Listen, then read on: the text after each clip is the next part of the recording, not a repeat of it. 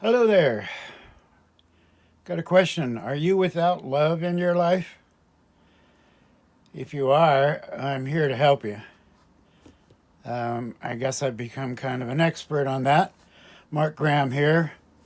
I have the Look for the Life of Love YouTube channel and the Luke 2125 YouTube channel, as well as Finding God online.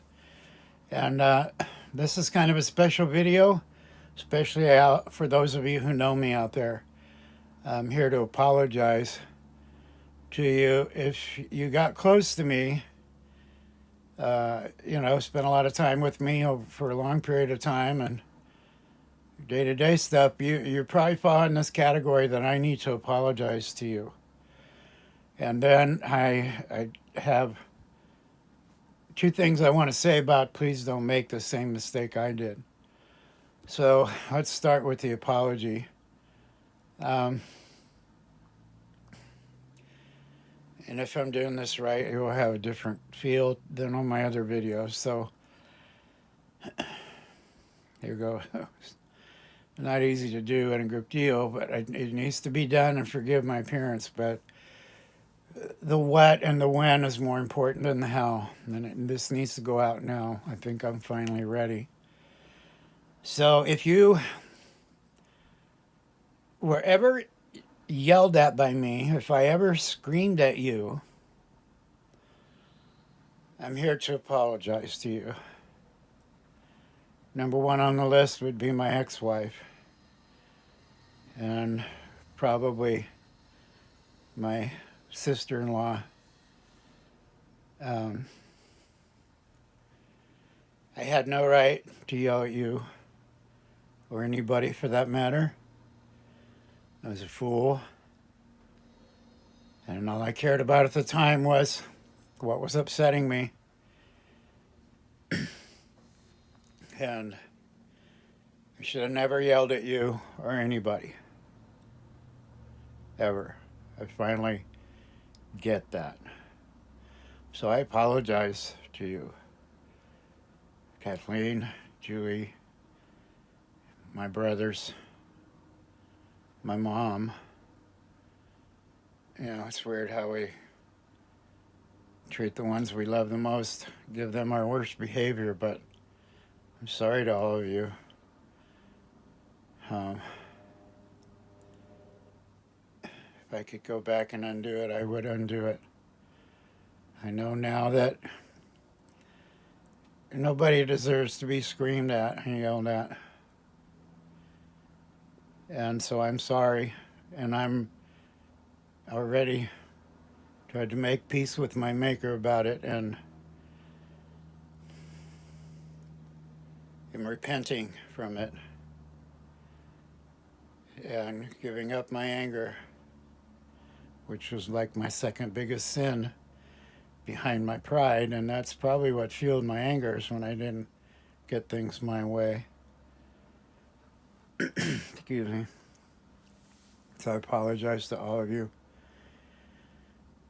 and I'm doing my best to never do it again to you. And if you can find it in your hearts, I am asking you to forgive me, please.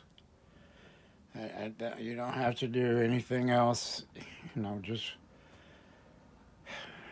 if you're holding any bad energy against me because of any of that, for both of us, for you yourself, let it go. I'm trying to let go of my anger. Let it go. It's not any good for anybody, especially ourselves. So I hope you can let it go, and I hope you can forgive me. You don't have to forget, just try to forgive me. Okay? I was a fool. Thought I knew. And I didn't know. There was a third thing to that. It's not coming to mind right now, but those two things are important, that I acknowledged what I did.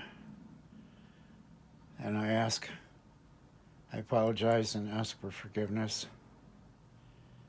And that I try not to do it anymore as best I can, and give it to God every time I realize I'm doing it again. Now, for those of you that, when I asked at the beginning, do you have not have love in your life? I'm here to help you because I've spent most of my life alone. I wonder why. Yeah. So I made two big mistakes in my life. And I want to share those with people in hopes that if they're in the process of making them or about to make them, that they can see the error of my ways and hopefully their own before it's too late. Because I really don't feel we have a lot of time left. We've got less than a decade. And the last 5 years of that are going to be, so we've got very little time. So please pay attention and just hear me out, okay?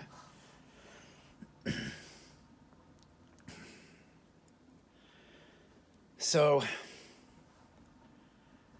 when I was 9 years old, short story, my dad left the family. Didn't want to say anything to us. We just got to go by. We're told that talk to our mom. And then our mom had to give us like 3 versions of what was going on over a period of about 3 months because looking back now, she was really in a bad spot. Excuse me, just right with the phone here. My stomach's growling too. She was really in a bad spot, and so she had to look out for our best interests and not overwhelm us. But by the time I was 10, the hurt from the way my dad left was just so big in me, and I was feeding into it. So you have to take responsibility for that little monster in me becoming so healthy. But it just hurt so bad, and I couldn't take it, and I couldn't stop it, and I couldn't change it. And I decided, this was when I made the mistake, that nobody was ever going to hurt me like that again. And I spent the next 25 years of my life trying to work out, my head. I used to just live by my heart up until then. I had so much joy from just being free and having fun. And so that was my life. I was this kid that was just all this energy and all this fun and all this joy, and lived by my heart. And the day I made that decision, my head stepped up and pushed my heart behind it and said it was going to start overseeing everything and deciding what and when. And by the time I hit puberty, I had an inner war going on. And between my head and heart going at each other, and my anxiety and depression, I'm lucky to have survived it. By the time I was 25, I did basically have a near-death experience. I did leave my body, and Christ brought me back when I was 25. And I spent the next 40 years, I'm 65 now, wandering around lost, trying to find my place in the world, with my head trying to protect my heart, and my heart trying to have fun, and me not going crazy. And then I realized,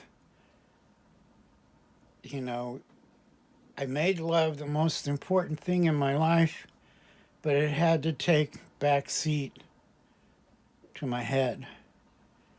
And that's a weird place to go. I mean, you want to talk about driving around lost. So I hope you haven't made that mistake. If you feel you're close to it, it's not worth it. I've learned through years of therapy and different psychiatrists and psychologists and therapists and counselors that the head and the heart have to work together. You have to build a bridge between the two, and they have to come meet each other on that bridge on a regular basis. Sometimes regularly throughout the course of a day. like a team, and they have to work together and decide what they're going to do together. And they have to be side by side. One can't be behind the other. One might take cover behind the other, or one might let the other take the lead for a while. But excuse me, but that doesn't mean that one's more important than the other. They have to be side by side. So acceptance is what's needed in this situation, and I'm only telling you what works, how it worked for me. The principles work for everybody, but we each go through it on our own path. But we still are taking the same steps. So get your head and heart together as soon as you can, okay? And if you've already made that mistake, and this is the second part, and you're or like me, wandering around pretty much basically lost, and take a drink here, help me. You're wandering around basically lost, and you're not sure how to do it. For me, it was pride. My head and my intellect, my intellect and my pride had to step up and take over. And pride is the original, it's not only one of the seven deadly sins, it's number one, it's the original one. It's what Lucifer did to fall, is he got into his own pride. And when you do that, you're looking to have things your way. And when the things don't go your way, then you get angry. And if the anger is not dealt with, and anger is one of the seven deadly sins as well, then it becomes rage. And so you have to learn that and accept that. Suffering comes through resistance and denial. Denial is like the ultimate resistance. So in order to change suffering, you have to get it, whatever is causing you to suffer, to flow again. And the only way I know to get those things to flow again is with God's help, with Christ's help, and giving it to Him. And then when you catch yourself doing it again, and you've got to train yourself to not do it anymore, just like you trained yourself to do it when we first started these sins. Sometimes you can get just total healing right away, but my experience was I had to work back through it, and I'm still working back through things. I've got close to 40 medical issues that I'm living with. Yeah, 40. And the top 5 or 6 are doozies. But God gets me through every day. He gets me out of bed every morning.